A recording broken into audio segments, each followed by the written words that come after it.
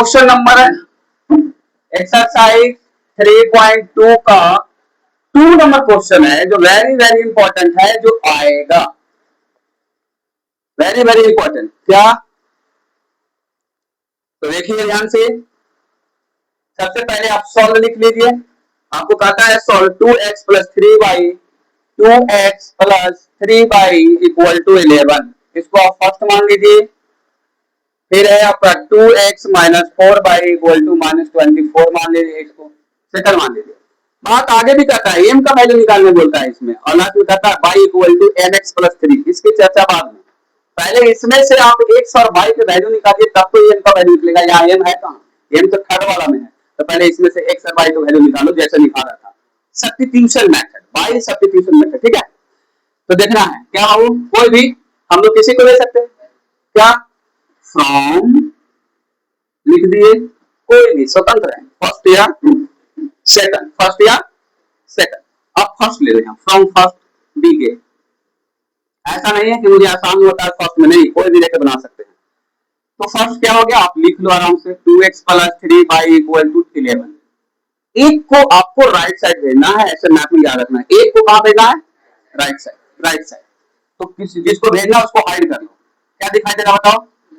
2x equal to 11 दिखाई दे रहा है। इसी को तुम नीचे लिख लो ऐसे, 2x इक्वल टू 11। जिसको हाइड किया था इसको उस साइड भेजो, तो प्लस से उधर क्या होगा? माइनस हो गया। अब क्या है कि यहां से देखो नंबर को हटा दो, यानी x equal to 11 minus 3y, ये 2 कहां जाएगा? इक्वेशन क्या हो गया? ये थर्ड। फर्स्ट यहाँ, सेकंड यहाँ, यहाँ थर्ड। जब x का वैल्यू आ गया तो इस x का वैल्यू आप सेकंड में देगा। मतलब क्यों फर्स्ट में क्यों नहीं?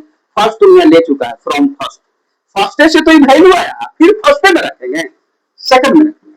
तो तुम लिखेगा put the value of x in, x इसलिए कि x का वैल्यू आया है, इन इक्वेशन फर्स्ट लिया था, यहां लिखे सेकंड, सेकंड बिग गेट।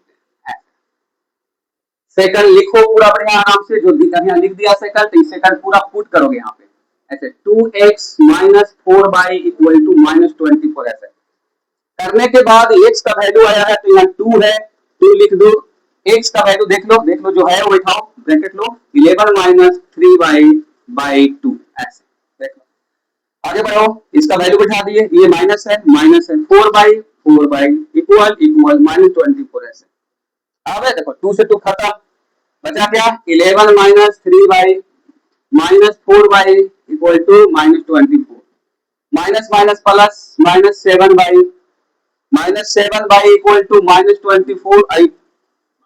ये जो तुम्हारा माइनस है प्लस है, ये प्लस है, माइनस तो इसका था, तो उधर जाके माइनस हो जाएगा, माइनस 11।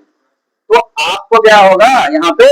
माइनस 7y लिखे, minus 7y equal to minus 35 होगा, दोनों ऐड करोगे तो अब है माइनस, यानी y इक्वल टू माइनस 35 और माइनस 7 हो गया आपका, कट गया, ये 5 आ गया। कितना आया? 5। y equal to 5, y equal to अगर 5 आ गया तो उस y का वैल्यू अब तुम्हें देना है। यहाँ एक्चुअली वैल्यू निकला है, यहाँ नहीं, यहाँ तो एक इक्वेशन निकला था, y का आ गया 2 है ना, x और y का वैल्यू आ गया, अब x का निकालना है। तो इस y का वैल्यू आप इधर मत रखो, आप थर्ड में रख दो, जो थर्ड आपसे प्राप्त हुआ। तो आप लिखो यहाँ पर put the value of y in equation third big get। अब ये लिखने के बाद थर्ड जो वह लिखेंगे वही उतारेंगे, थर्ड लिखे, थर्ड उतार दीजिए। x equal to 11 minus 3 by 2। ये देखो x equal to 11 minus 3 by 2।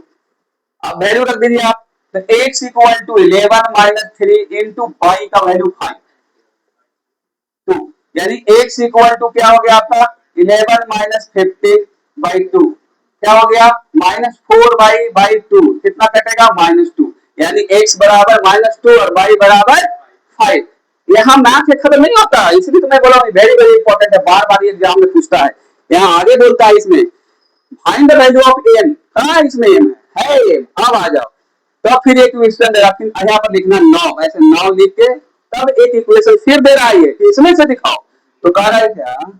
y equal to mx plus 3, mx equal to nx plus 3।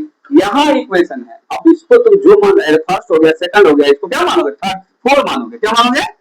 4। अब तुम क्या करोगे? लिखो ऐसे कि put the value of x and y